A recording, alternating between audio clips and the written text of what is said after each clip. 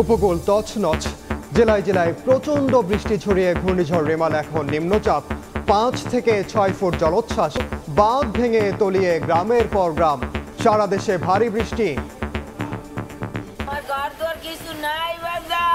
নরম হয়ে গেছে মাটি, ভাঙছে অনেক জায়গাতে।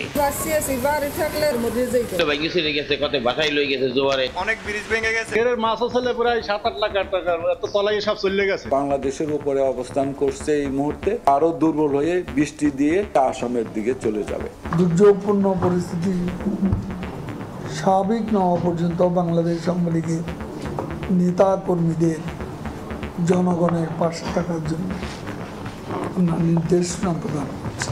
আবহাওয়ার উন্নতি হলে মাননীয় প্রধানমন্ত্রী ক্ষতিগ্রস্ত এলাকা পরিদর্শনে যাবেন। 3 ঘন্টা বন্ধ মেট্রো রেল, রাজধানীর কর্মজীবীদের চরম দুর্ভোগ, ভাসছে বন্দর নগরী। মেট্রো রেলের যে রাস্তা, যে মানুষ পারাবার রাস্তা, এটা বন্ধ করে রাখছে। অফিসটা টাইম ছিল 9টায়, কিন্তু লেট করে বেরোয়েছি, তারপরেও বৃষ্টিতে ভিজে গেছে। দেখছিলেন প্রধান শিরোনাম, দুপুরের সময় সঙ্গে আছি আমি ওমর ইনান। এবার অন্যান্য শীর্ষ সংবাদ।